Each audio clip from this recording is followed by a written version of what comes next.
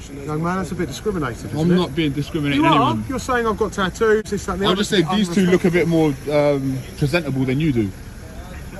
So because I have tattoos and piercings makes me unpresentable, I think so, yeah. Well, that's your For opinion, the young job man. you're doing, yeah, it's my opinion.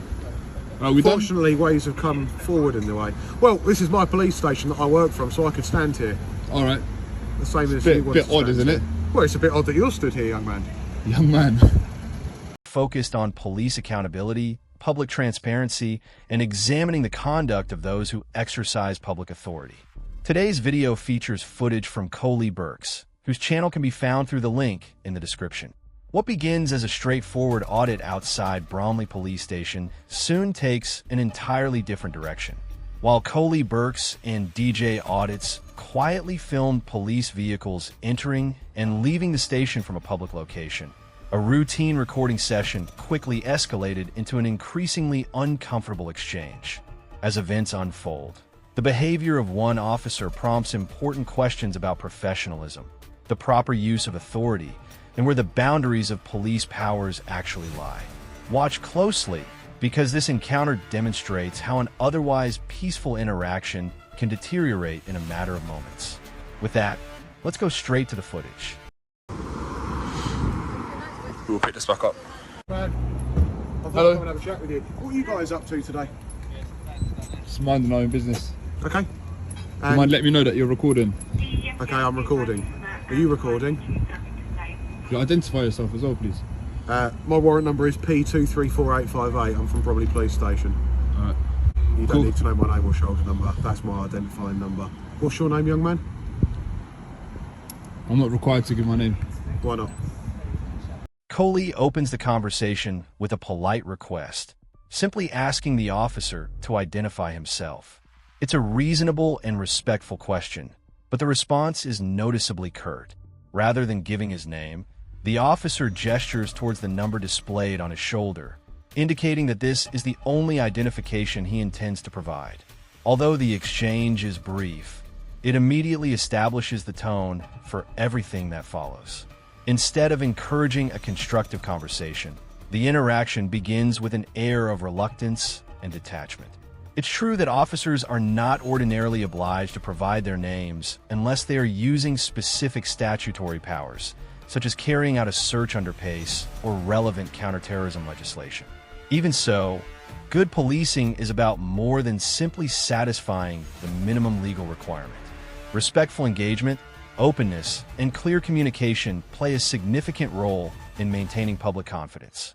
Declining to offer something as simple as a name may be entirely lawful, but it can also create the perception that exercising authority has taken precedence over demonstrating accountability, and impressions like that can gradually undermine trust between the police and the public. Do I need to? Is there a reason you don't want to? Prefer not to. Okay. I'd probably advise you not to stand here. It's quite dangerous for you to stand So I'm here. responsible for my own safety. I know you are. Is there a reason you're standing at the rear of a police station? We already spoke. Like, what's all this about, bro? No, I did speak. You tell him just to leave us alone, like. Yeah, so why I've you not come back out? spoken to you, have I? Yeah, we've had a chat. That's it. Done. Yeah, that's fine. Yeah, let's leave it at that. Yeah, You're that's coming fine. back out. I Doing didn't speak with you. Well, I work here and I want to know why you're outside the You building. don't need to know, do you? It's none of your business. Well, what are you I'm up in a to? public place. It's not any of your business, is it?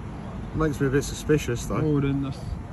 Especially with You're your paranoid attitude, then. it's very bad. What's wrong with my attitude? Well, you're You quite just come up to aggressive. me, started recording me, Yeah, asking my name, asking questions. that's because you've got When I've already cameras. we've already spoken with this I gentleman. spoke to So you it's just a on bit my- unusual, isn't it? Not really. I think it's a bit unusual hanging around at the back of a police station. Well, I'm in a public place.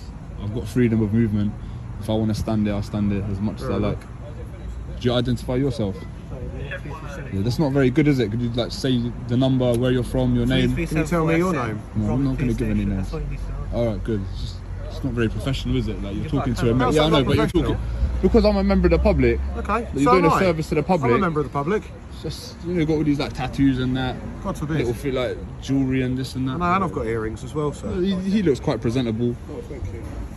I don't know what's going on here, That's my but shoulder number if you need to take it down, man. It's a bit do discriminatory. you mind isn't it, identifying sir? yourself? Yeah, it's PC Fraser, attached to Bromley Police. A little later, the discussion reaches a point that many public auditors will recognize. The officer explains that the filming is making him feel a bit suspicious, a remark that often signals an interaction is about to become more adversarial. However, suspicion alone does not grant police any automatic authority for powers such as a stop, search, or detention to be exercised lawfully. That suspicion must be objectively reasonable, supported by specific facts, and connected to clearly identifiable circumstances rather than a personal instinct or unease. Standing on a public pavement and recording what could be seen from that location is not, by itself, enough to meet that standard. In this encounter, the officer's concern appears to stem more from his own discomfort than from any observable evidence.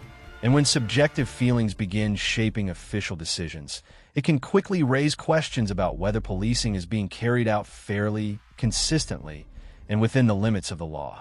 Young man, that's a bit discriminating, isn't I'm it? not being discriminating You are. anyone. You're saying I've got tattoos, this, that, and the I'll other. just say these two look a bit more presentable than you do. So because I have tattoos and piercings makes me unpresentable, I does think it? so, yeah. Well, that's your For the opinion, young job man. you're doing, yeah, it's my opinion. We done? Fortunately, ways have come forward in the way. Well, this is my police station that I work from, so I can stand here. All right. The same as Bit- you want bit to odd, stand isn't here. it? Well, it's a bit odd that you're stood here, young man. Young man. Well, what would you like me to call you? You've not Sir? identified yourself. Sir? Are you a sir? I'm a member of the public. Are you a sir? My tax pays for your wage. That would be... Your tax pays for my wage? Yes. Well, your tax personally The council tax pays that I my pay. wage? Yes, it does. But mine personally? Coley calmly points out that he's nothing more than a member of the public carrying out a lawful activity. The officer responds by saying that he is too. It may sound like a clever reply, but it overlooks the key difference between their respective roles. Coley is present as a private citizen, exercising the same freedom anyone has to record from a public place. The officer, by contrast, is not participating as an ordinary individual. He is on duty, in uniform, and acting under the authority of his office.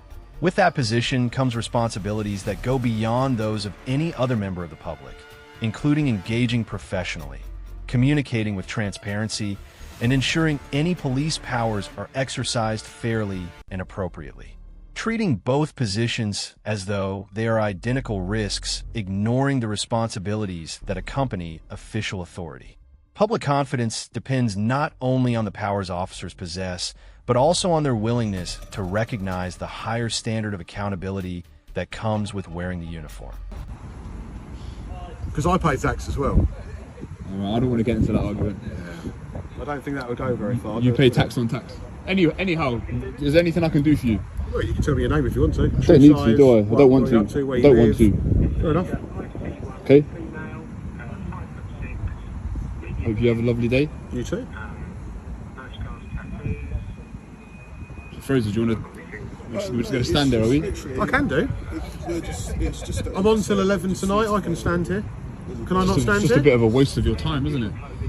Slightly. Do you think taxpayers are going But I'm to a be bit happy more with concerned you just about you standing because you're around? acting really suspiciously. You're very I? anti-police. I'm not anti You anyone. don't want to give any details over. You What? could be a wanted offender for all I know. Okay, where are we going with this? Where are we going with this? Nowhere. So, what suggests to you that I may be a wanted offender?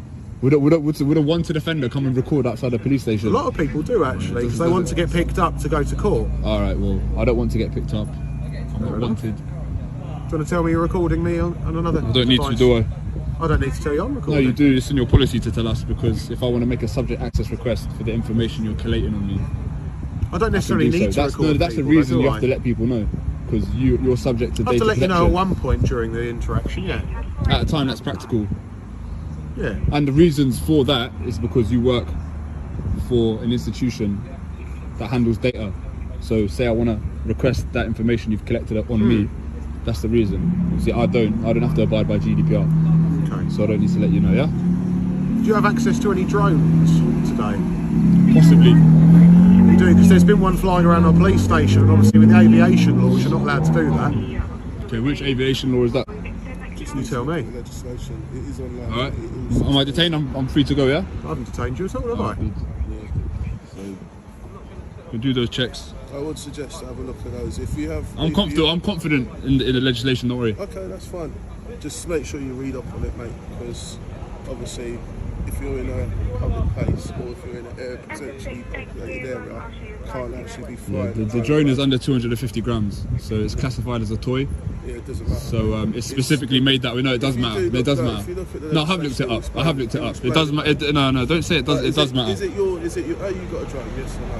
It's not any of your business, is it? No, it is. It's slightly. If it's Well, if you flying don't know above the my head, legislation, I it don't have lands to on my answer any head. questions. It's not going to land on your head. It's a toy. It's 250 grams.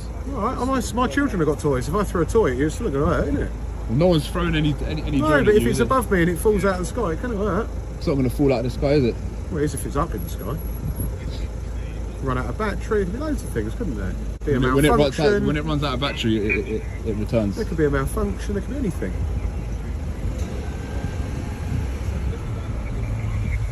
Anything else I can do for you? I don't know, is there anything else you'd like to do for me? No. No? Wonderful, you're more than welcome to leave if you'd like to. I'm good here. Yeah, me too. It's a bit petty, isn't it? No? Do you think taxpayers, like, in this constituency would be happy to have you stand on the corner, Well, hands in pockets? unfortunately, well, you're no threat to me, that's why my hands are in my pockets. It's quite cold. I'm not any threat. It's just Is there something I should be aware of then? Should I take my hands out of my pockets? Have you got anything on you that could hurt me? Are you going to hit me? why are you trying to incriminate me? Like you want me I'm to not at say all. one little thing or I'm just asking you slip questions. up? Well, you're asking me things, and I thought I'd return it. I'm saying like taxpayers in this constituency aren't going to be happy to be seeing you Well, they stood on a might do corner when with his hands in his there's pockets. two men stood outside a police station, bearing in mind Guess there what? are We've got certain free will. things. I know. What certain things? Well, if you let me finish talking by stop talking yourself, you might be able to understand it a bit easier. Enlighten me. I know you're finding it amusing, aren't you? What am I finding amusing? Our I just interactions, find to be you honest. amusing. That's nice of you. Do you not think that members of the public would be a bit concerned that there's two men stood at the rear of a police station and they want the police to find out what they're doing? No? Yeah? Anything we're doing is within the boundaries of the law. So I didn't say it's not in the boundaries of the law, Yeah, but you're so asking it's not why really we're any- it's here not and why really we're any- speaking it's not to really you. any of your business, And you're is it? saying that it's wasting taxpayers' money when it's clearly not. your job dictates for you to get You're involved in more than matters welcome to dictate my that's job got to to me do if with you law, want. legislation. Does it? That's your whole purpose. That's the only reason of what a police officer is it? What other reason is it? I Then? think you're incorrect there, young man. Am I incorrect? So your job is not to enforce law. It's not to enforce, it's to prove or disprove any involvement. No, your job is to enforce the law. That's our sole job, is It's it? to educate or to enforce. Right now you're doing neither. That's the only two Right now- things, is it? Right now you're just wasting time. It's the only two things, is it?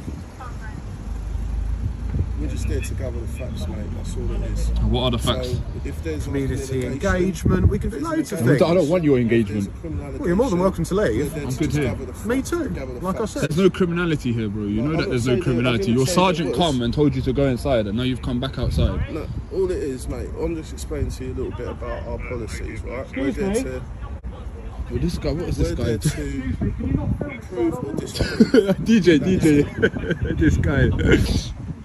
Bro, you need to drag this guy inside. Like this guy is a little bit like loose cannon. He's a bit. He looks like he's. Just concerned because obviously you're outside at the back of the police station. He's just a little bit concerned. I know I spoke with you and I spoke to your mate earlier, but obviously, like I said, regarding the drone, because we've been told we've had reports out publicly there was a drone outside the building. Just wanted to know if it was yours or if you was engaged with it or if you had any idea what the legislation was around it. This guy reminds me of that PC Beach from the Channel Heath video. See this guy? See how he got the tattoos? He's that same sort of demographic. He's a loose cannon. Has this guy had like previous encounters of just doing like wild things? He strikes me as the type that would just. He seems like a bit of a hothead. He seems like he'd be subject to a lot of disciplinary. Any comments to pass about that? You don't know about that? No idea. What country are you from? What? Here? Birmingham? Like, I grew up in Birmingham, Yeah, what country? What's your background? Pakistani. All right. I recognise the accent. Is it Coley Books? Yeah, it's Coley. Yeah. I recognise the accent. Are you a subscriber? I've seen the videos a few times. I've seen the videos a few times. So do you not think this is all a little bit silly? Like you're not really playing into like what I want. At the end of the day, it's a PlayStation. Like, you've done it loads of times. Yeah, so then why you stood out there, bro? Like, this is pathetic, bro. You have to expect this response. So, like, it's a PlayStation. No, I would not. Maybe the first couple times, but there's been a memos that's gone round. Your sergeant's come and pulled you and told you to get inside, and yet you're still coming out, wasting time talking with me, playing into what I want. Like, It's just that I called. Whether or not viewers agree with the auditor's views on tattoos isn't really the central issue. The discussion is ultimately about consistency in the way public officials are perceived. The officer responds by defending his appearance, pointing out that attitudes have evolved and that tattoos are now broadly accepted within modern policing. That may be a fair observation, but it also invites legitimate public debate. When someone in a highly visible public-facing role chooses to display a form of personal expression, it's only natural that people will have opinions about it. Rather than making the tattoos themselves the focus, the auditor appears to be questioning whether the standards applied to public scrutiny are being applied evenly. His point is that if officers are comfortable observing and questioning members of the public, they should also be prepared to accept reasonable observations directed at them.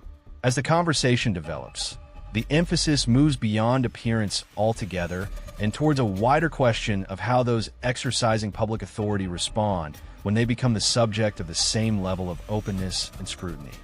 The officer replies with a sarcastic comment, implying that the money comes from his own pocket before brushing the issue aside. But the way policing is funded is fairly straightforward. Police forces operate using public funds, with financing provided through central government alongside contributions raised through local council tax. Although police officers also pay taxes like everyone else, that does not alter the fact that they work for a public service that is financed by taxpayers and expected to remain accountable to them.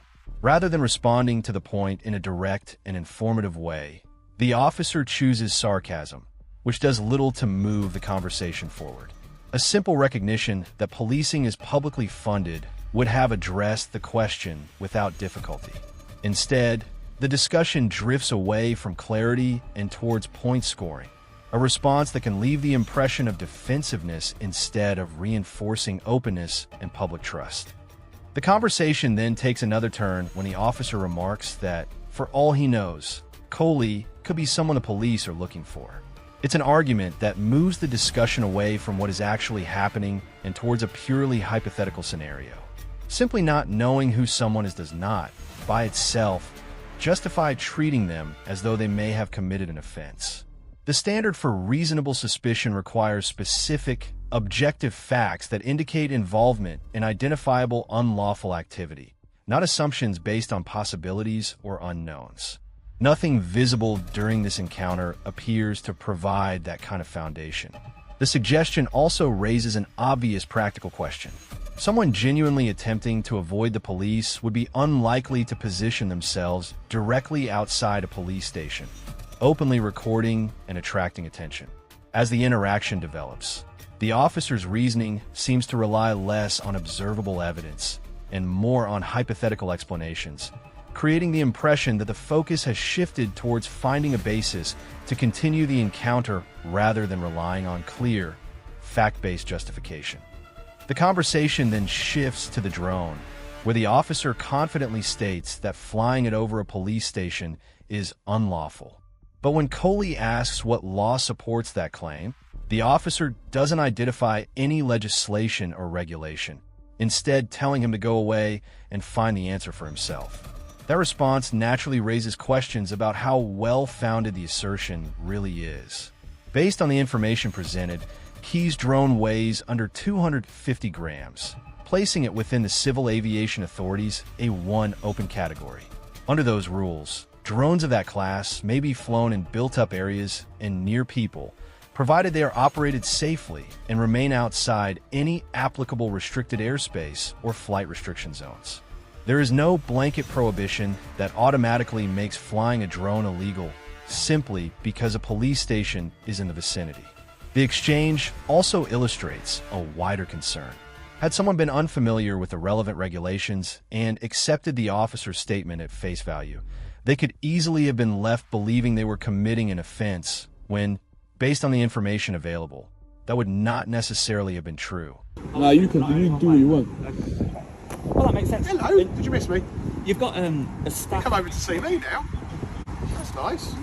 You've got an area where staff can park the cycles, yeah?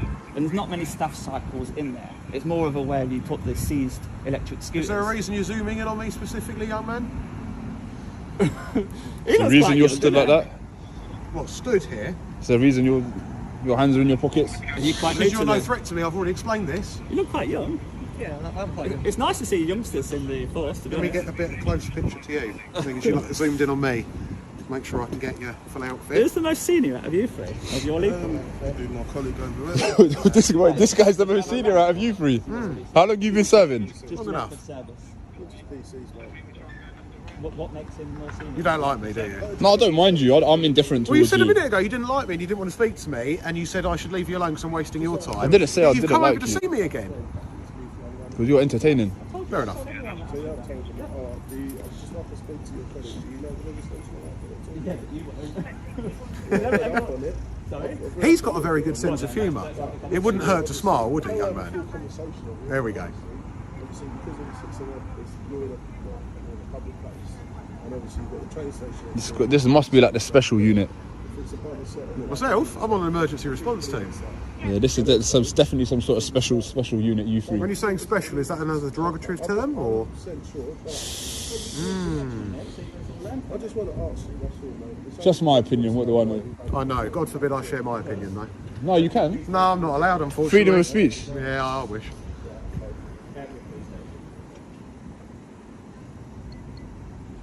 So are we done here?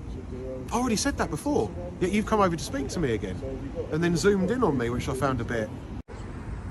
And what's your intention with your footage? Just use it for my own recreation. Okay. And do I have any access rights to that, bearing in mind you're filming myself and asking for my identity? No, No? we had that conversation. So if I don't give you permission to show my face in anything, you have to blur it out, don't you? No, I don't. I think you do. Because you have to ask if you're happy for me to be filmed, especially if you're going to publicise it to the public. You're in public. I think you need to understand things a bit better. So if I don't give you consent to show my face, you need to blur it out. No, I don't. No? No, that's not how it works. I'm not subject to data protection. But if you're And you're in a sharing public images place. of people- You're in a public place. If you're concerned about your, face being put online, then you would wear a mask. I'll be honest, if I was You'd have to concerned secure your about own that, identity. there'd be quite a few issues, wouldn't there? Like what? Well, I'd be in the wrong job for starters. Well, there you go. Yeah. The thing is, we're asking questions every now and then. Do you not like tattoos? I do. No, I've got tattoos myself. And you've got piercings yourself as well, haven't you? Do you wear jewellery? Yeah, Yeah. but I'm not at Why work point me out? because I'm not at work. So when you work, you don't have jewellery in, no? Listen, I don't really care. It's just a lot of people have that opinion, so it's just something I pointed Times out. have changed, haven't they, young man? Policies have changed, such as we now can have visible tattoos, can't we? As long as they're not derogative, as long as they're not racist, as long as they're not offensive. We may now have I'm tattoos. sorry if I hurt your feelings, innit? You haven't hurt my feelings. Why are you bringing it up again? Well, because you seem to make a point of trying to hurt our feelings. No, I'm not. I just pointed it out because people have that opinion. I couldn't really care less. It's nice that you speak for the people. I don't speak for anyone. I just point it out and let people form their own So opinion. what do you do for work apart from being an expert cameraman? I can't tell in you your that. own I time? can't tell you. Can't tell me, it's a Can't tell you. secret. It's a secret. I don't need to tell you. How long are you staying here for? As long as I like. Until you get bored. Until you stop talking and leave. I doubt you'll be leaving the same time as me. Oh, you asked. I answered. I know. As soon as you get back in there, we'll probably leave. Okay, we'll see. Hopefully, this has all been good for everyone, yeah? Have you Your got something out of interaction it? has been very pleasant. Have you Thank got you something very out of much. it yourself? Sorry? Have you got something out of it? There you go, great. I'm being nosy. What's the point? Is that just a camera into a USB stick, a live stream one? No, What's that one? it's just simply it records onto the SD card, but it's got a built-in gimbal. That's cool. Yeah. And like when he's zoomed in, I can I'll be zoom in nosy. like that as well. Have a look. Yeah, of course, it's only on a little screen. I like that. But you can zoom in and Much out. better than an iPhone, isn't it? Well, they can do live streaming. This I know they can't. can. Oh, that's true. Yeah, that's true. That's So true. have we satisfied your suspicion? You've been very pleasant when we've spoken to you. Thank you very much. Now listen, I need to inform you, because I know you got a bit upset a minute ago, didn't you, when we first started speaking to you, that you've already had police officers speak to you and approach you today, yes? Obviously, if you are stood outside a police building, I can't say that my other colleagues, or even myself a bit later, might not come and speak to you again. It's always okay? a pleasure. I know it is, but obviously for your companion in today's little activities, he didn't seem very pleasant with the fact that more police were coming to speak to him. So I may get to see you later. Although you said you're going to leave when I go in, aren't you? That's what you right, said. that's So right. We'll see. All right, take care. Enjoy the rest of your day. Thank you. Bye now. Bye now. Although the conversation has already moved on, the officer repeatedly circles back to the earlier remarks about his tattoos, suggesting the auditor's intention was simply to provoke or offend him. Rather than leaving the issue behind and continuing with a wider discussion, he appears increasingly preoccupied with what has become a personal point of contention. The auditor had expressed an opinion about professional appearance, a viewpoint that people are free to agree with or reject, but remained exactly that, an opinion shared during public interaction. By continuing to revisit the subject, the officer risks creating the impression that the comment has had a greater impact on him than he intends to show.